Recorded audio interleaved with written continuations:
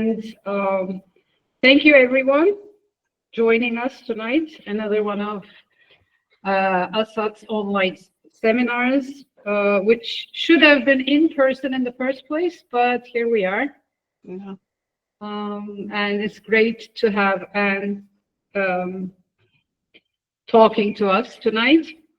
For those of you who do not know her as closely as some of us do, Anne M. Fox, professor of English at Davidson College, has earned her PhD from Indiana University, Bloomington, with minors in theater and drama and women's studies.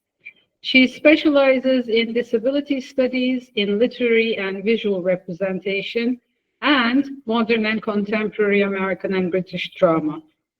She taught first at Indiana University, Bloomington, and then at Washington University in St. Louis. She has been teaching at Davidson College since 1999.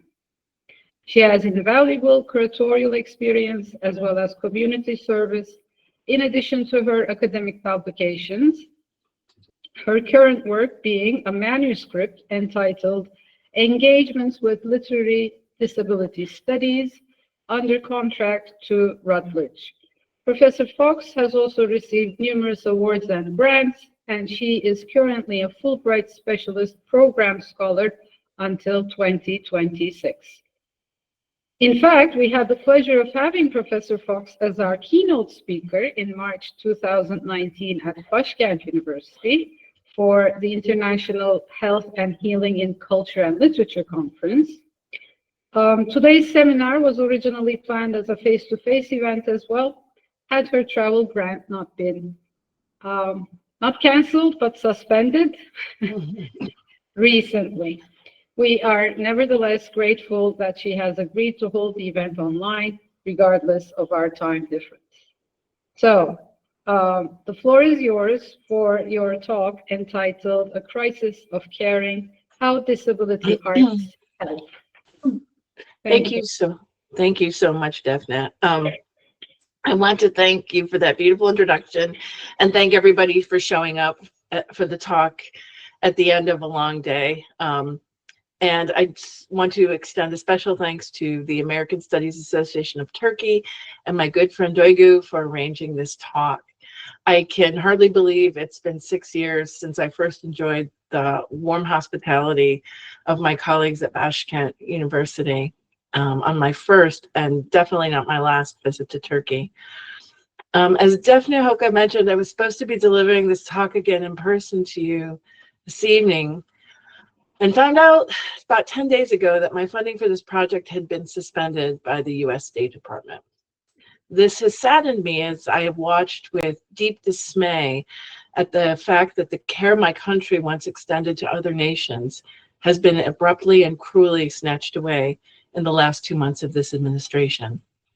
I look forward to the time, hopefully not in the too distant future, when I'll have the pleasure of speaking with all of you one-to-one when I finally return to Turkey. In the meantime, moments like this are really important, both as possibilities for connection, but also resistance. We've just celebrated the 5-year anniversary of COVID-19 being declared a global pandemic by the World Health Organization. Yet the crisis of caring it brought into high relief has always existed, and in many ways has only seemed to have gotten worse. And at this point, let me share my screen, because a lot of my talk will be based on visuals from it going forward. Can everyone see that okay? Okay, yes. Great. Let me get my talk back up on the screen. How can disability arts future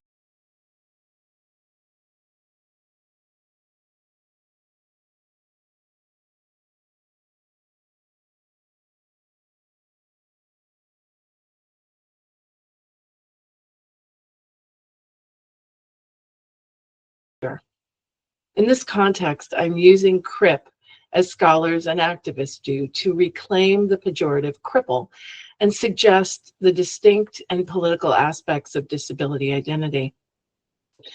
I'm a disability studies scholar and curator who first came to understand disability as an identity and a political movement over 25 years ago, almost 30, during my time at Washington University in St. Louis, when I first worked with a community-based theater company called the Disability Project. Here you can see one of our many weekly meetings used to generate personal narratives about disability that the troupe members then took out into the community and performed themselves. We met in the lobby of the occupational therapy school, which was the only place with enough accessible parking. And those stories that unspooled in front of me about love, employment, stigma, sex, dating, were my first introduction to disability identity and culture. How, I wondered, had I not seen this before? I started investigating disability studies more fully in 2000 when I spent the summer studying with a cadre of fellow scholars, and it completely shifted how I saw the world. I studied disability and representation, and doing so means moving past diagnosis to understand disability as an identity that's embodied, relational, and socially constructed, and that it's an activist movement with a rich history and a source of creative and innovative knowledge. And that's something I talked a lot about in my previous talk at Bashkent University. So this is kind of picking up the thread where that talk left off. Disability studies has been a great love of my life, and since that summer over 25 years ago, I've taught multiple disability studies courses and worked as a curator. So this is the first exhibition I ever co-curated on disability, women, and sculpture with my dear friend and collaborator, Jessica Cooley. And this is from my most recent project with the Ford Foundation Gallery, entitled Structures of Support, Indisposable Structures of Support After the ADA. It was originally supposed to celebrate the 30th anniversary of the ADA, and we signed the contract 6 weeks before lockdown. So it became a 3-year Zoom event, actually. And ultimately, we created an in-person curation called Tactics for Care and Mourning. And you see here a work by Raisa Kabir, tufted carpeting that spells out no protection. And that work feels even more resonant today. Disability art is flourishing, as we see from shows including a recent show I saw at the Museum of Contemporary Art in San Diego, as well as a retrospective that's on view at the Whitney Museum of American Art right now called All Day, All Night, of Christine Sun Kim. So disability arts is really flourishing, and so the lessons are also flourishing that we can take from it. And a lot of the work I'm going to show you today is from both my teaching in terms of graphic medicine, but also from work I've curated, particularly in that exhibition called Indisposable Tactics for Care and Mourning. How can disability art help in an age where there's a crisis of care?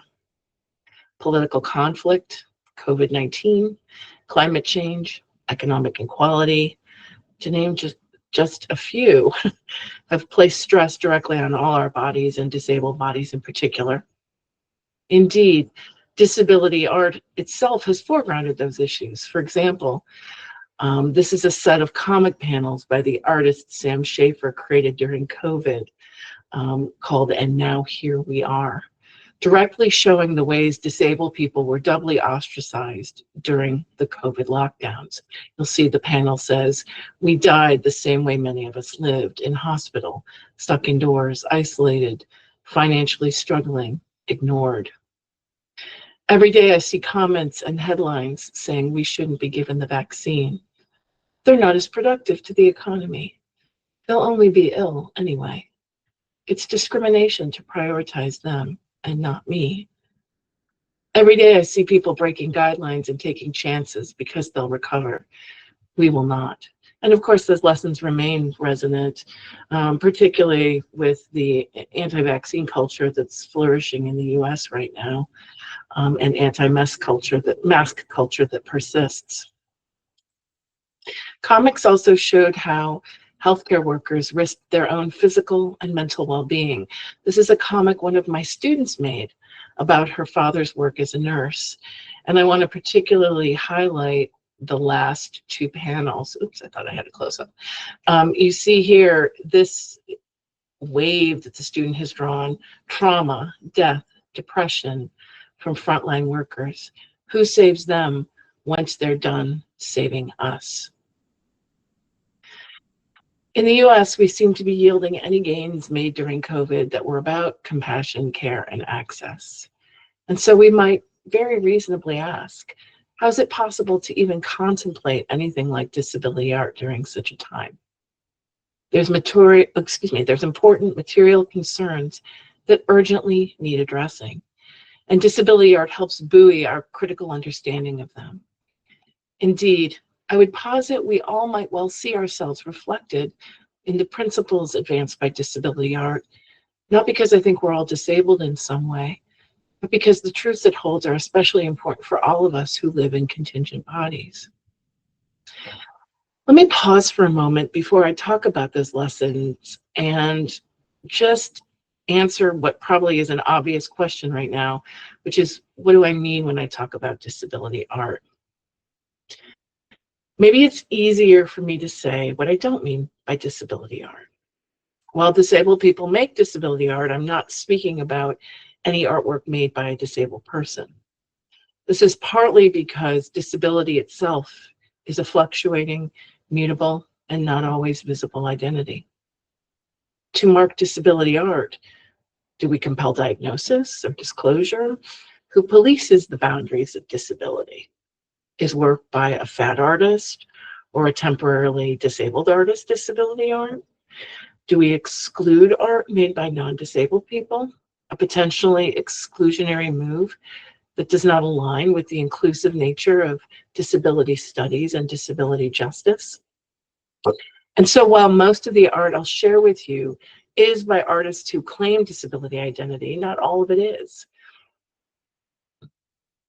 Art used for retrodiagnosis of famous artists to solve the puzzle of whether they had an impairment isn't what I'm talking about here. Art using medical imaging isn't disability art if it simply aestheticizes medical technology, affirms bodily normalcy, or perpetuates stigma by glorifying cure as the only option for disabled bodies. And while art therapy is valuable and important, art created in a therapeutic context is not the only way disabled people make art. Art labeled outsider art as a way to shore up the boundaries between insiders and outsiders, the trained and the naive, the able artist and the primitive painter, who is ostensibly created only in spite of disability, is also not the disability art I'm talking to you about today. And of course, work that relies on disability depictions to perpetuate stigma and stereotypical uses of disability as a visual metaphor or interpretive shorthand are not what I'm talking about either. So for example, we have this anti-war painting, which is an amazing painting by Otto Dix called The Scat Players, in which the horror of war is metaphorized through the radical disfigurement of war wounds. I also don't mean art that uses disability or disability access affordances for decorative or exoticized effect, which both performs and neglects inclusion. For example, this is a picture I took when I was out to dinner at a restaurant called the Old Blind School. It's defunct, but it was in literally an old blind school in Liverpool, England. And the braille is ironically meant for sighted viewers. I mean, these are probably thrifted. I mean, these are life-size shoes, life-size tambourine, a life-size purse with the corresponding names of them in braille. And of course, the braille is too high and too big to be read. So its use as an access affordance has no practical value, and it's simply decorative and aestheticized. The works I'm discussing today, to various degrees, could be said to embody what Tobin Siebers calls disability aesthetics. And I'm going to do what I tell my students never to do, which is read off the slides, so forgive me. But of the concept, he writes, disability aesthetics refuses to recognize the representation of the healthy body and its definition of harmony, integrity, and beauty as the sole determination of the aesthetic. Rather, disability aesthetics embraces beauty that seems by traditional standards broken, and yet it is not less beautiful, but more so as a result. The works I share with you today are those that give us strategies to address the crisis of caring that we're living through. They underscore the generative and creative power made possible through, not in spite of, disability. The disability knowledge they offer is a key survival tool for all of us. And I'm thinking particularly about how these works affirm crypt joy, underscore the importance of care work and access intimacy, resist productivity as a measure of human worth, and offer strategies for mourning and resilience. And those will be the 4 points along which I organize the rest of the talk.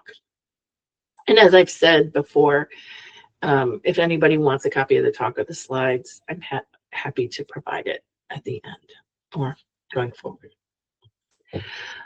So affirming crypt joy. Disability art harnesses joy as a mechanism for survival in a time of crisis. One of the artists we invited to create work for Indisposable was the scholar Sammy Schock, who writes a lot about Black disability politics and pleasure activism, and is a self-described pleasure artist. During the COVID-19 pandemic, Sammy combated her own isolation and depression by documenting on Instagram a series of quarantine looks and the joy they created. So I love this one, for example, of her throwing the garbage in the trash at her apartment complex in a full-length gown. Her photos, in which she adorned her fat, Black femme body in colorful outfits while doing everyday tasks, asks us in turn to consider, how do we adorn and care for ourselves? She reminds us that even as we fight for others, we can fight for ourselves. Joy begets joy begets joy. Disability art also underscores the importance of care work, particularly the importance of networks of care and access intimacy. Access intimacy is a principle defined by the disability justice activist Mia Mingus. And it is when your inclusion in a space is presumed from the beginning and your access needs anticipated, whatever that might look like. Maybe for some of us in the room, an access need is to have our cameras turned off, right? Just at the end of a long day. So how can we create a space for each other? Mingus describes this as access intimacy is that elusive, hard to describe feeling when someone gets your access needs, the kind of eerie comfort that your disabled self feels with someone on a purely access level. Sometimes it can happen with complete strangers, disabled or not. Sometimes it can be built over years. It can also be in the way your body relaxes and opens up with someone when all your access needs are being met. It is not dependent on someone having a political understanding of disability, ableism, or access. For example, Riva Lair's 2017 installation around her painting of scholar Carrie Sandel, created in collaboration with Sandel and sound artist Christoph Preissing, not only shows the portrait, but documents how it was created. You can see this sort of installation view here, and I'll describe what's going on here in a second. There's an office chair here, some snacks, some preliminary sketches, and I'll say more about these papers in a second. And here's the portrait itself, and it also included a soundscape of kind of the overheard conversation between Carrie and Riva. The documentation of the process included not just the sketches, but material objects, the chair on which Sandel sat and the affordances used to make her more comfortable, including a stool and a pizza box. It included autobiographical wall texts, these texts right here, written on handmade paper, contributed by Sandel and Lair. On them, they documented their feelings about work, disability in art, and how they cared for themselves and each other in the process, down to the very menus Lair created of food for Sandel and the way she cared for her own disabled body. So here on the left, we have all the food that Riva created for Carrie, so she wouldn't get hungry during the sitting. And here she has a list, arrangements for my own comfort. I'm 10 years older. The sessions take place in my home, describing how they happened, what her setup is like, how she made herself comfortable. The access intimacy between two disabled people is the point. as much a part of the work as the finished portrait. The virtuosic creativity of mutual care within the CRIP community is placed on an equal level with the painting. Interestingly, another kind of care at the same level, but a very different nature, is shown in Lair's portrait, created under very different conditions, of disability activist and author Alice Wong. So you see here a drawing of a Zoom window with the activist Alice Wong framed within it, talking to Riva. Here, the active care that's documented is Wong sitting for a portrait under conditions in which the artist and subject will both be safe via Zoom. That the caregiving is virtual does not mean the connection is any less real, even if it's less material. But what if you must be in each other's presence when it's dangerous to do so? Care features are again highlighted in Raisa Kabir's short film, House Made of Tin, a socially distanced weaving performance. A UK-based textile and performance artist, Kabir critically examines how global modes of production value bodies only for their utility. Kabir reclaims production techniques through their weaving, turning them into a metaphor for structures of mutual care and support on which the disabled and other marginalized communities depend. Through an open call during the COVID shutdowns in the UK, Kabir organized a public weaving performance in October 2020, created by, for, and from BIPOC, disabled, and queer participants. And you see here, they're in a park in the open air, and participants are holding looms on either end, sort of holding them in stability for one another, connected to each other through the looms. The resulting sculpture performed essential modes of care that connect these communities, creating a vision of mutuality where masks and social distancing also reveal how fragile those support structures can be. And Raisa also took great care to document the food they provided, how people got there, right? What made it possible for everyone to be present in a time of peril. Finnegan Shannon asks, what happens when care is made more difficult by custom or convention? And this is from a series called Do You Want Us Here or Not? It's an ongoing series of statements etched onto benches and chairs that are placed in galleries. And Shannon starts in the gallery, the art gallery in the museum itself, where the conventions of viewing are based on standing for long, long periods of time. Instead, Shannon offers us both a respite and a critique, where the critique is boldly proclaimed on the very benches that offer rest to viewers unable to stand for long. So I love this one. I'd rather be sitting. Sit if you agree. This exhibition has asked me to stand for too long. Sit if you agree. And it's also a great inversion of the way we usually use bodies to express agreement. Raise your hand, stand up. So here, the sitting, the care act, is also the act of resistance and agreement. Disability art also resists productivity as a measure of human worth. Under pandemic, those of us who worked remotely enjoyed accommodations that disabled people have long fought for, working from home, working over Zoom, because now our productivity was seen as worthy of protection. But we do not all live in crib time, in which our work is able to step outside of chronological custom to follow the rhythms and dictates of our bodies, as we see, for example, on the insistence of coming back to in-person work comprehensively, at least in the US, and particularly in the federal government recently. And even if those of us privileged enough to work remotely felt the pressure to be productive enough, especially when we work from spaces of bodily comfort, like our couches or our beds, rather than desks or offices. I love the headline of this story from the New York Times and the anxieties it reflects about working from bed. Working from bed is actually great. The subtitle playfully asserts that working from bed is a perfect metaphor for giving up and giving in, rather than considering the bed as a place where disabled people have long done their work. To their credit, the article's author notes as much in an interview with chronically ill author Tessa Miller, who observed, "I think that pandemic is highlighting all these things that chronically ill and disabled people have been doing for a long time, and now everyone's doing them as well, and working from bed is one of them. I know a lot of highly productive, intelligent, talented people who have to work from bed as a necessity."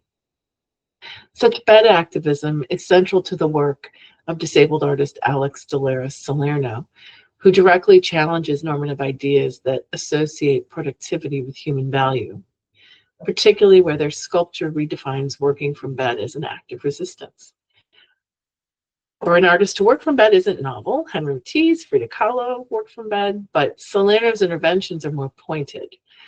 They ask which ways of working are more valued, how are notions of hard work and morality entangled, and what worlds can we dream with an ethics of care? Salerno's questions have material and political consequences for all of us who age, could fall ill at any moment. In this sculpture, At Work, Rest number 3, a diamond plate rubber flooring from a factory is draped over a mattress. The incongruity of material from a factory floor placed atop a bed evokes cultural resistance to rest-informed work. This second sculpture, At Work, in Protest and Care, similarly juxtaposes the softness of a used mattress topper with the roughness of factory flooring, and also redefines the well-used memory foam as a place of creation and resistance. This final work is one of my favorites by Alex Dolores Salerno, called Extrahere, and it's an even more pointed retort against grind culture. Coffee, one of the world's most traded commodities, has become a normalized symbol of work culture. The title extrahere is Latin for to drag out, draw forth, extract, or remove.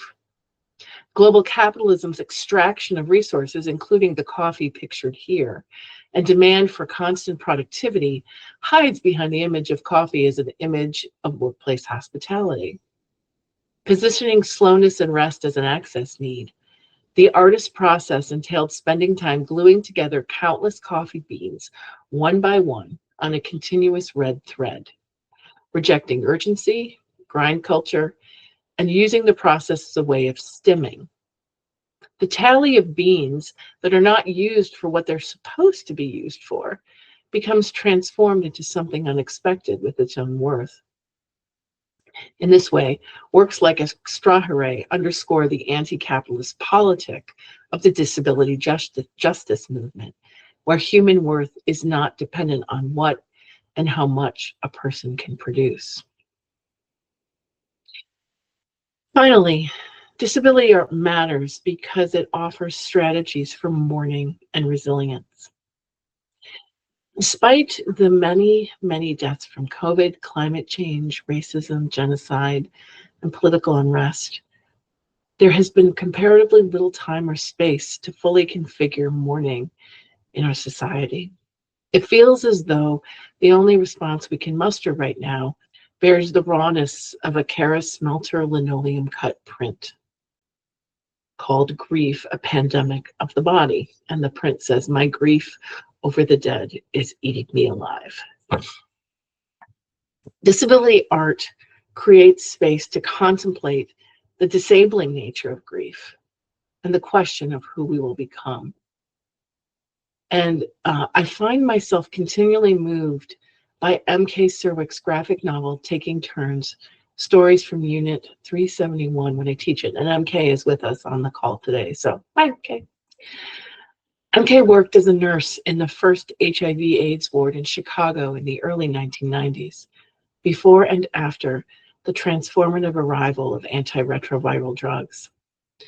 Toward the end of the memoir, MK visits one of her patients, Roger, 2 decades after the unit has closed. For both of them, storytelling has become a way to negotiate that long ago trauma. And Roger says, "I find that I'm in a particularly interesting place historically. I'm an oral historian for the queer community. It's kind of like being a tribal elder, and I like it." MK says it's an important role. Yeah, someone's got to do it. Roger sees himself as a keeper of one of the queer community's most critical stories, that of the AIDS pandemic. And MK at this moment is making her first forays into creating the comics that result in the book the reader is holding. The novel implicitly asks us, in what way will all of us be elders telling the story of our grief one day? What will our grief spur us to share, to be, to do? Disability art also makes space for us to grieve the many things we have lost, as in the COVID pandemic. Time with loved ones, relationships that fractured under the strain, a year of our lives, or 2 or 3, simple pleasures like a touch, a hug, a handshake. Indira Allegro placed the importance of such memorial at the heart of their work, and this is from an app they created entitled Teixeira, The Shape of Loss as a Tapestry.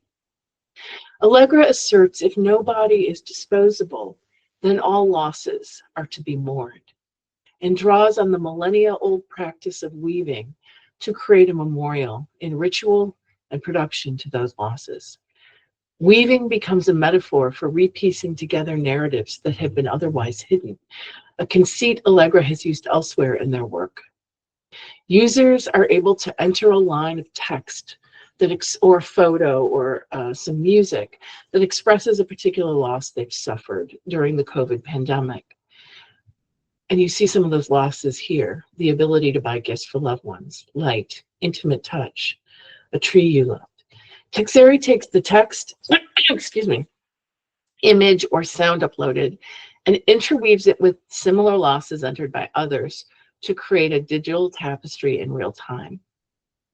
As a digital tapestry, the work is at once accessible and socially distant, communally created, and ethereal and ever-changing. It offers what Allegra calls grief equity in creating access to a non-judgmental space for grief to all, regardless of background or kind of loss. What emerges is profound connection, ever-changing yet ever visible. Works knit together in this archive, this vision of grief space, as a powerful form of care desperately needed and bound to our own humanity.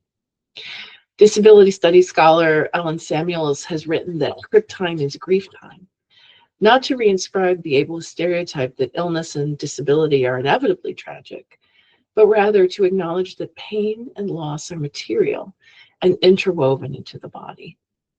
The archive created by Allegra's work interweaves and lifts up the expressions of grief we need. The final work I'll mention here is by the poet Pamela Sneed, who similarly lifts up such expressions through remembering the dead.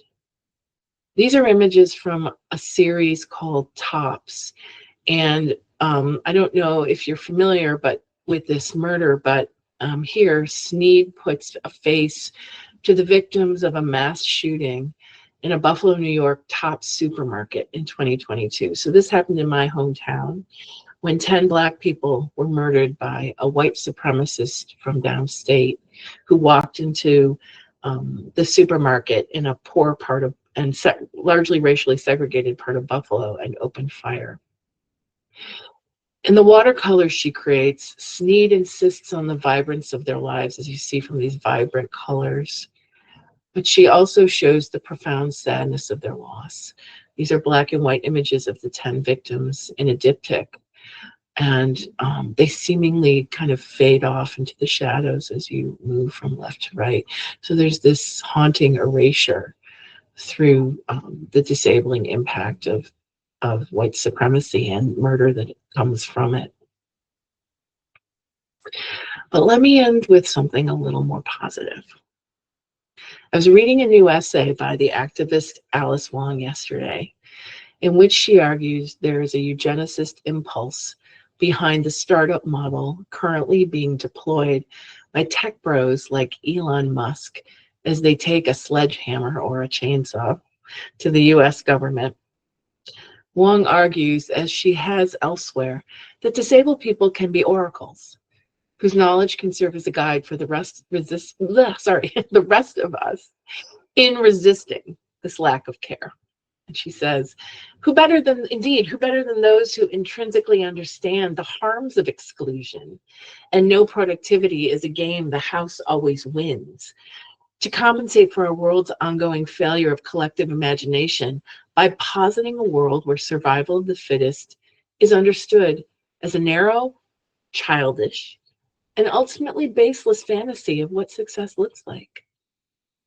We, meaning disabled people, tend to know how to ask better questions, starting with, what would it take to create a world where care is so abundant that the notion of its scarcity becomes inconceivable? Wong's final question aligns with the council and questions raised by disability art and directed to us. Where in our own lives can we mark the importance of how we care for others and are cared for?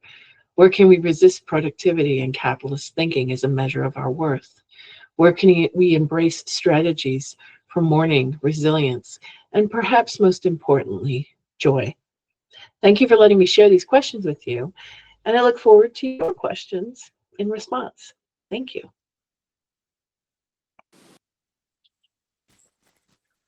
I'm hoping you can hear me. Yes. Yeah, because I have two connections right now. Neither one works totally. Thank you very much for this thought-provoking and enlightening talk. And yes, if we could perhaps go ahead with the questions, if there are any.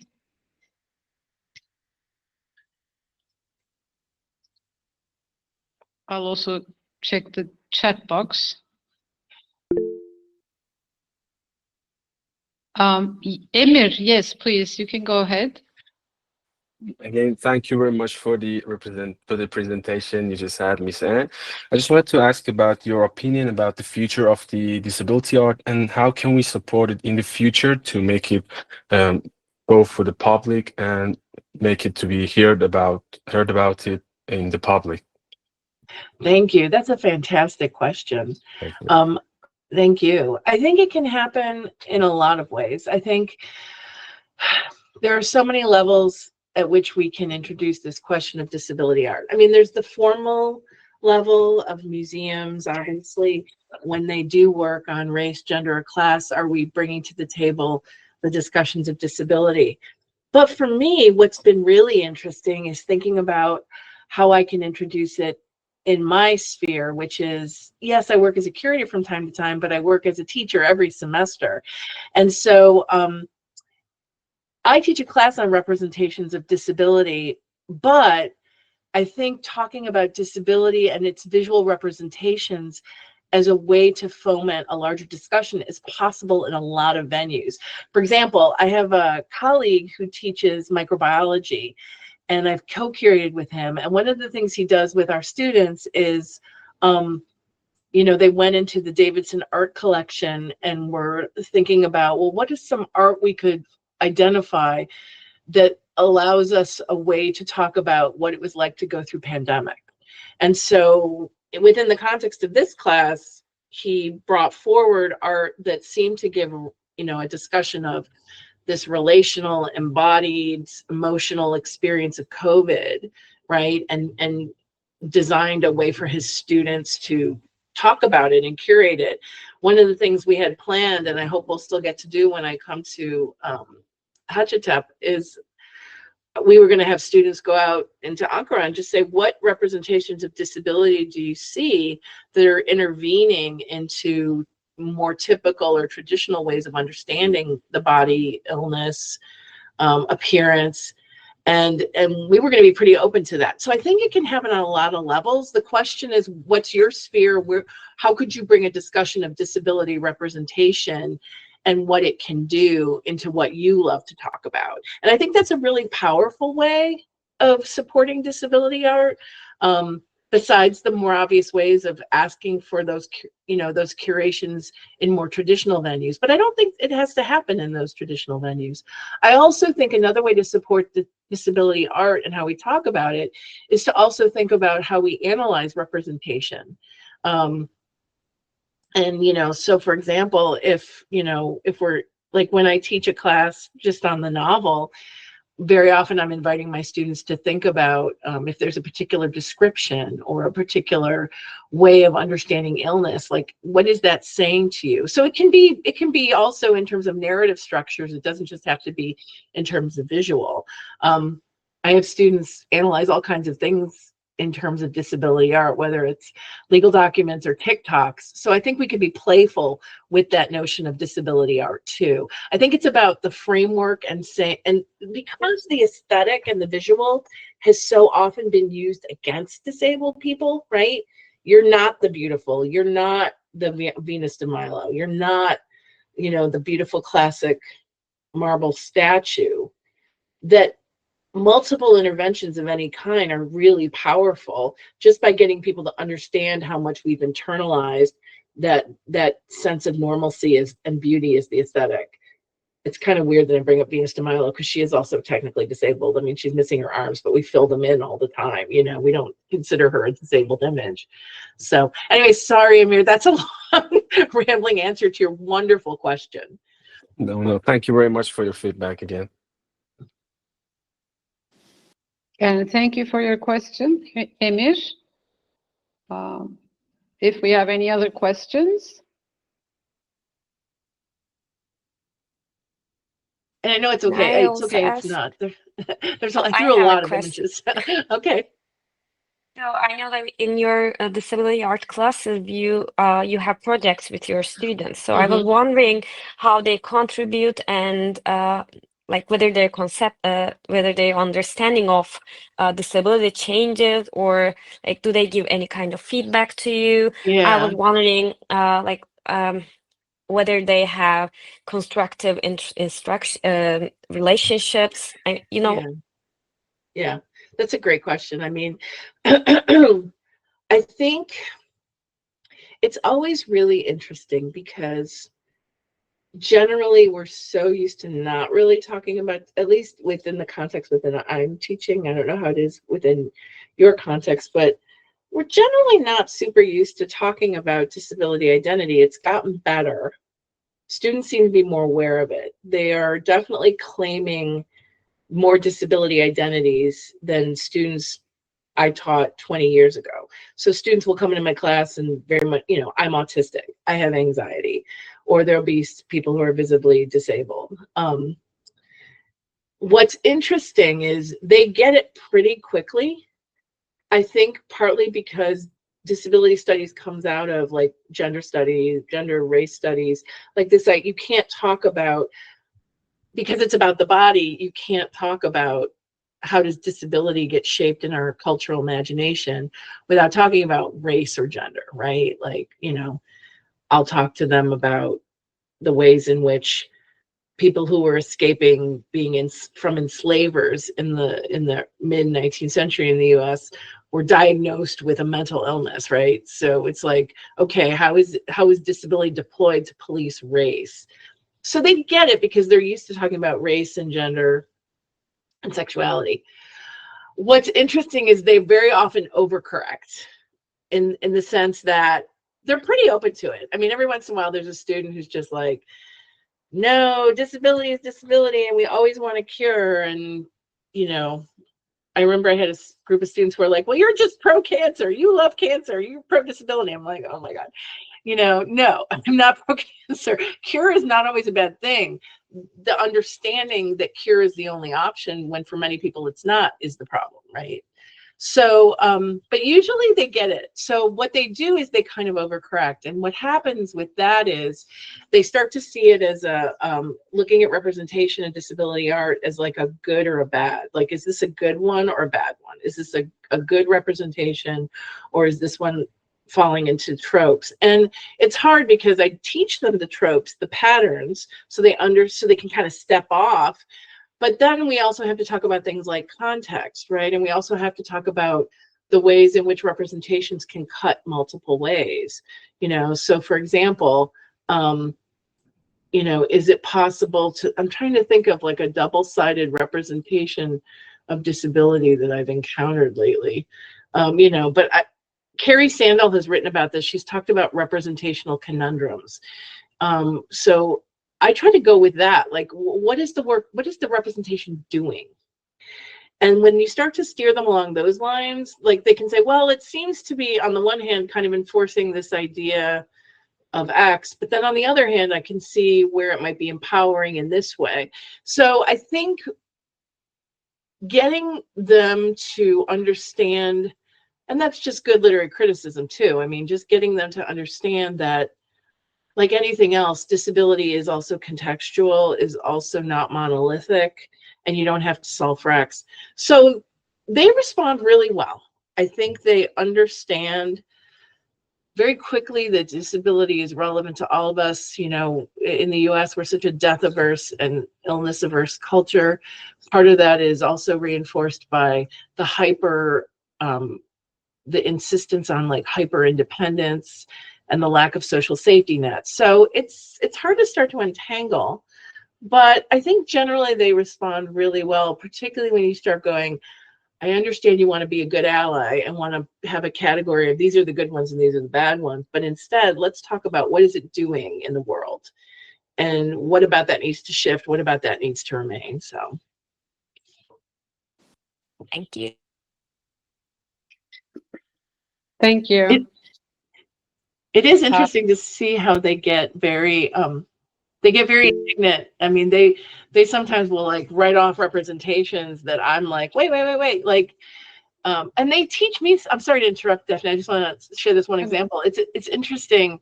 I teach a graphic novel called Hole in the Heart, Bringing Up Beth, and it's about a woman whose daughter is born with Down syndrome, and it does a really good job like exploring her grief over the loss of this idealized child that she thought she was going to have. And it tracks how she kind of comes to fall in love with who her daughter is. But it's a process, and there's parts where she's not very likable, and there's parts, and I think the author is trying to show us that, like, yeah, I was really, really ugly at this point. But the students were so funny. They were just like, oh, she's the worst mother in the world. And then we have to kind of back up and say, well, where is there space to get away from this stereotype of the mother as self-effacing and always perfect? And also, let's think about this in the totality of her journey. But one of the things they did point out that I thought was a pretty astute reading is, what is this graphic novel risking by making the child with Down syndrome monstrous early on? I mean, is that risking perpetuating something, even though it ends up okay? And I'm like, oh, damn, yeah, that's a really good point. So they're really good at kind of serving it back to me. But anyway, sorry. Thank you. I do have a question myself, but I think Gamze, who was briefly disconnected, has a question. I think Shawwal also wanted to say something, but I mistakenly turned her down. If she has something to say, maybe we should give her a voice as well. Shawwal, are you there? And Gamze as well. Not Gamze Katı, but the other Gamze. Yeah, I'm here. Okay, I have a question. If nobody's gonna ask one, I can take the turn. So these days, there's an amount of quarrels on the representation of disability in arts, especially in like film and on stage. An undisabled actor playing a disabled body on stage is seen as a problem, or the exact opposite. Like, I don't know. What is your take on the problem of representation if it is a problem? That is a fantastic question, Gamza. If you had asked me that question 10 years ago, I would have said, always crip casting, you know, nothing about us without us. And I do think casting disabled actors is really important. There's a great documentary called Code of the Freaks that you might be familiar with that talks about this idea that, you know, you just have to watch the Oscars, for example, from year to year, and, you know, non-disabled actors are continually rewarded for cripping up, right? As you know. I think what's interesting is I've started to become a little more nuanced in my thinking, kind of led by some of my disabled colleagues in theater and performing arts. In other words, you know, it's sort of like, well, what is the role itself, not just whether a disabled actor is playing it. is there space for intervention? So to give you the most obvious example, right? Like every year, American theaters and Canadian theaters too, there's a Christmas production of Christmas Carol because that's a really popular story, and theaters can make a lot of money. And Carrie Sandel writes about, being asked to advise on having a disabled actor play Tiny Tim. And she's like, no, I'm not going to give you the name of a disabled actor. That's child abuse, right? Because she was sort of like, it's not just about casting a disabled actor. It's also about what is the role. Similarly, I heard the actor Christine Bruno once talk about the play Still Alice and whether she had a problem with a non-disabled actor playing a woman who had Alzheimer's. And she said, well, actually, no, because to begin with, just casting one-to-one, it's not necessarily going to be possible for somebody with Alzheimer's to play that role. But also, the story is really important, and how that story gets told and how it embodies her Alzheimer's. And so I do think disabled actors are really important on stage for many reasons. Not necessarily authenticity, because authenticity can lead us down a dangerous road. If the role is itself reinscribing tropes, to have a disabled body in that role like Tiny Tim isn't necessarily going to do anything. But on the other hand, visibility really matters. The way in which that disabled body is staged. I think also what's really interesting for me is that we don't always know actors' disabilities, right? Like, so does an artist have to disclose if there's not a visible disability? What about cross-disability casting? So I think generally it's a really important thing. I think generally casting, disabled actors in roles where it's merited for that disability is significantly important. But I'm always like, well, it's not always a one-to-one. I will say what's really interesting, and then I'll shut up. There was a production of Glass Menagerie a few years ago that was brilliant in how it did disability casting. It used an actress named Madison Ferris, and there were moments where for example, the moment where she's brought out into the theater, Sally Field, who's playing her mother, like wheels her out into the audience, and then Madison Ferris kind of scooched herself up on the steps to get on stage as Laura. And I thought that was brilliant because the audience had to wait. The audience had to wait in crypt time for Madison Ferris to move. They had to see that movement was possible in her way.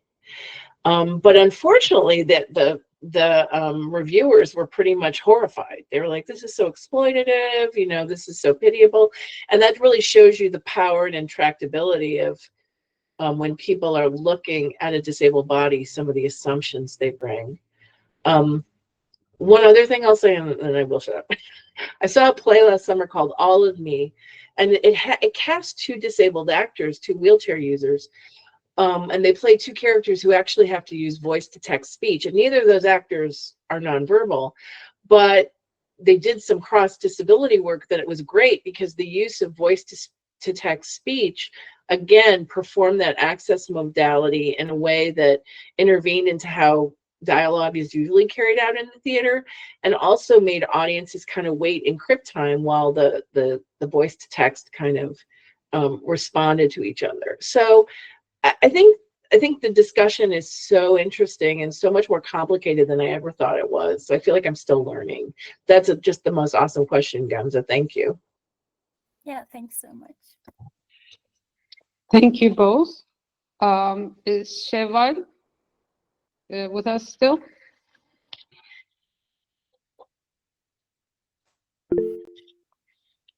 You can tell I haven't taught for a year. My answers are way too long. I'm sorry. I've been on sabbatical. Okay. Hello, everybody. Am I audible? Yes. Yes. Yep, I had a slight internet connection problem. I'm really sorry for that. So, Professor, thank you so much for this wonderful talk. I mean, I'm really interested in this disability studies, especially in terms of digital humanities.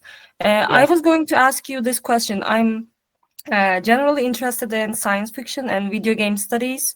I was wondering about your opinions about how can we incorporate disability studies with video game studies. I mean, do you think we can have a lot of examples? We can use the theories. Thank you so much. 100%. Thank you. That is the best question ever. I think already there's a powerful presence of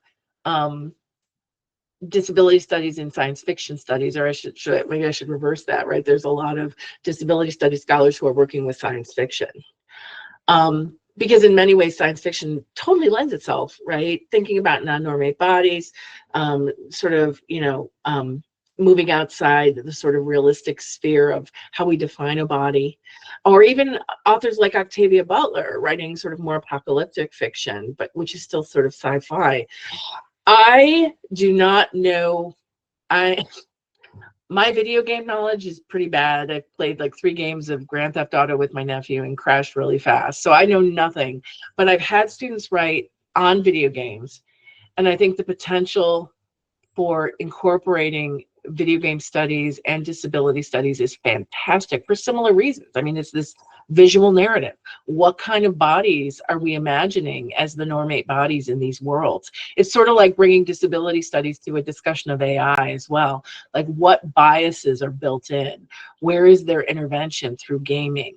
I do know there have been some video games that have been designed to give, and the names are escaping me right now. I could probably Google it, see if I can find it. But I know there have been video games by autistic creators, and also video games meant to walk you through an particular experience of disability or of grief.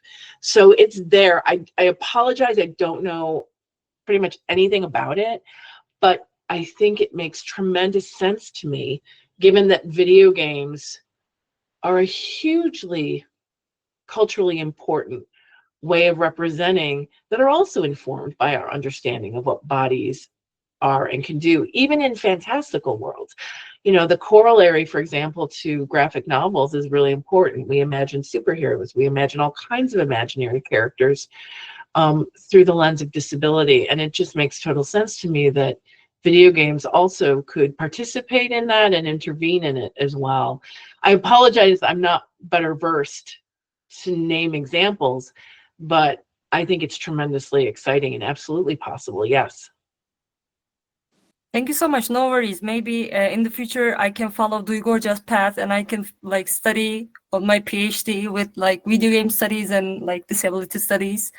Absolutely. Thank you so much for your answer. Thank you so much. Absolutely. And then I'll get to learn from you, right? That's what I always do. I'm serious. That's what I do with my students. They're like, what do you know about this? And I'm like, well, you need to go read that book. So yes, seriously, yes. Right? I'm an old dinosaur. I had Atari growing up, so I'm a dinosaur. Thank you both very much. And I know there's another question waiting. I'm keeping mine as well. Okay, let's have the question first, and then I have a remark I'd like to make. Muberra? Yeah, hi. First of all, thank you. This was a really interesting, talk. And I do want to first say I do have an invisible disability.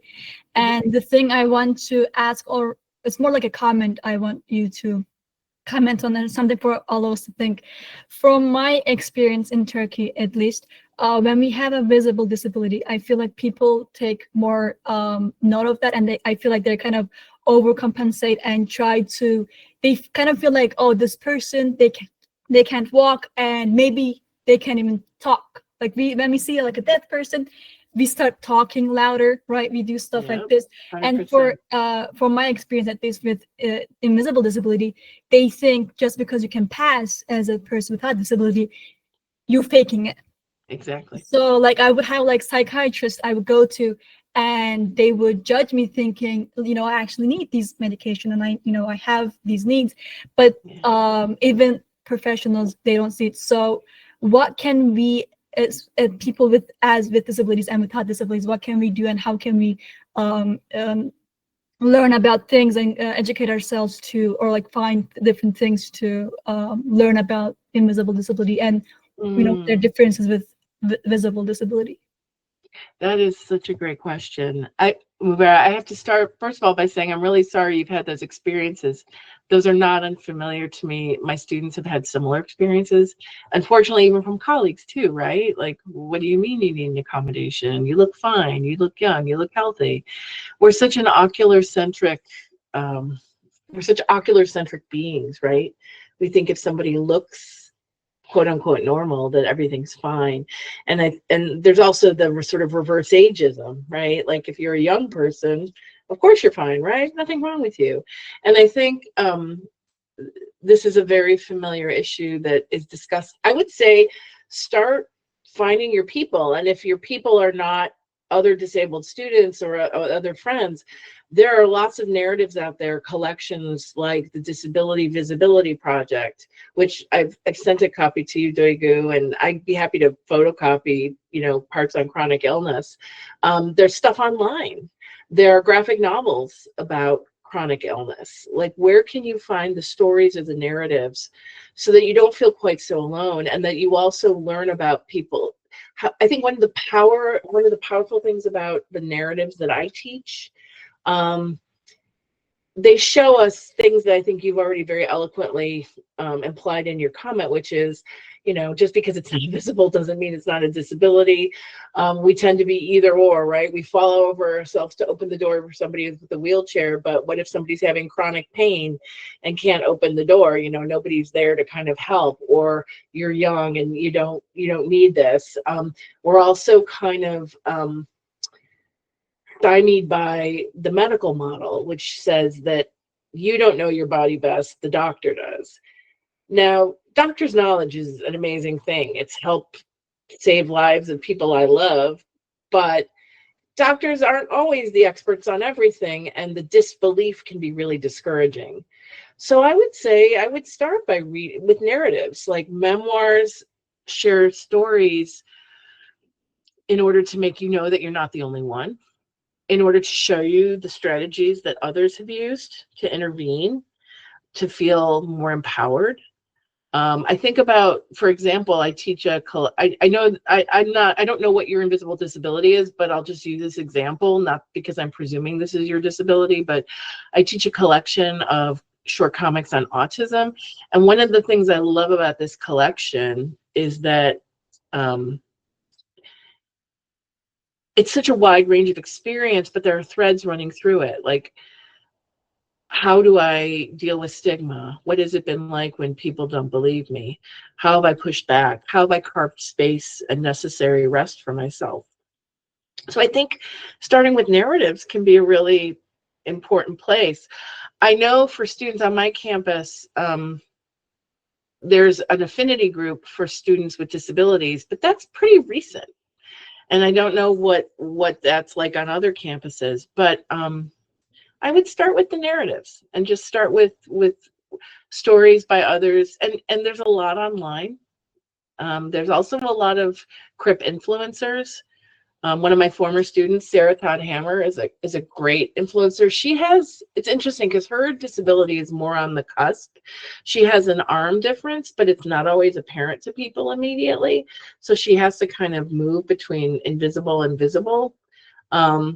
But I really appreciate what you're saying, because I also think I'm assuming forgive me if I'm wrong in my assumption, I'm assuming from your voice that you're a woman. And I think often the intersection of being a woman and having an invisible disability is also really hard, because women tend to be disbelieved more.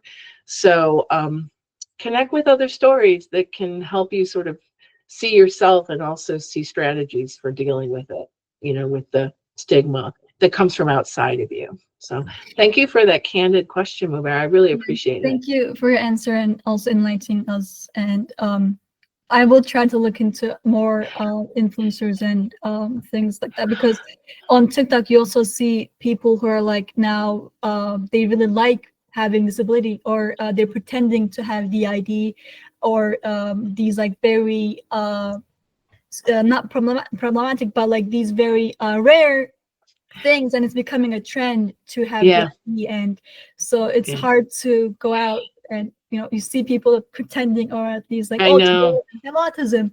So Yeah. that's Yeah. but thank It's you. cool. If you get my email from Doigu, or my email is anfox@davidson.edu, just email me and I'll see if I can pull some titles. And I know, for example, Disability Visibility Project, that would be a great place to start because it's online. It was published as a collection, but those essays are really wonderful. And they're not all by Alice Wong. There's a lot of essays by folks with chronic illness or invisible disability. I might even just start there, right? Because yeah, I know, let the buyer beware where TikTok or Insta are concerned, right? So just even start there and see what other names it leads you to. And I'd be happy to Yeah, suggest some others. I'll email Duygu Hoca, and hopefully she can give me your email. Thanks. Thank you very much. Do we have any other questions? Perhaps one final question. And would you correct me if I'm wrong? Is one of the artists that you have referred to among us right now? MK was here. I don't know if MK is still here. Oh yeah, hi MK. MK is still here. Sorry for. I was wondering if they'd like to make a remark. I mean, I live in awe of Ann Fox. I live in awe of you. And ever since our first encounter at the New York Academy for Medicine, where we and the interesting thing is, so I'm a nurse and a cartoonist, and I worked during the AIDS crisis, and I didn't understand the ways in which my work was disability oriented. And my relationship since whenever that was, and then through the creation of the book that Ann shared a frame from, came to understand that and appreciate that. And I'm constantly learning. But one of the biggest things is exactly one of the things you gestured to, Ann, which is to really just bring that awareness and that critique and that discussion to every class I teach. So I was just teaching, medical illustration students about the field I work in, which is graphic medicine, which is comics and healthcare. And I spent a whole section on disability because it's essential, right?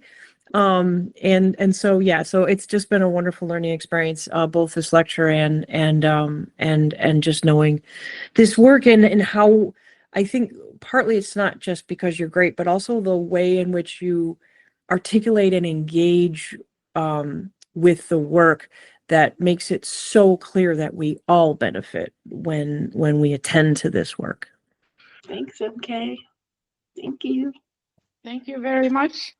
Thank you for joining us as well. Perhaps at some point you could also provide us with some of your ideas in detail during another online event, perhaps. That would be wonderful. Thank you. Cem Hocam, are there any questions that I'm not seeing right now? No, I think that's all. I think that's all. Okay. I'm sorry I don't have my camera on, but thank you very much, and for this wonderful evening. Thank you. I'm really sorry I can't be there with you all. I'm just like, oh, but thank you all for your amazing questions and hospitality. Even over Google, it's awesome hospitality. Well, we're still waiting to host you here in Ankara at some point, so no worries. And I'd like to also thank everyone who joined us tonight, especially a difficult night with all kinds of internet connection problems and whatnot. But thank you. And I hope we'll meet again soon. Me too. Thank you all so much. Stay well. Thank you. You.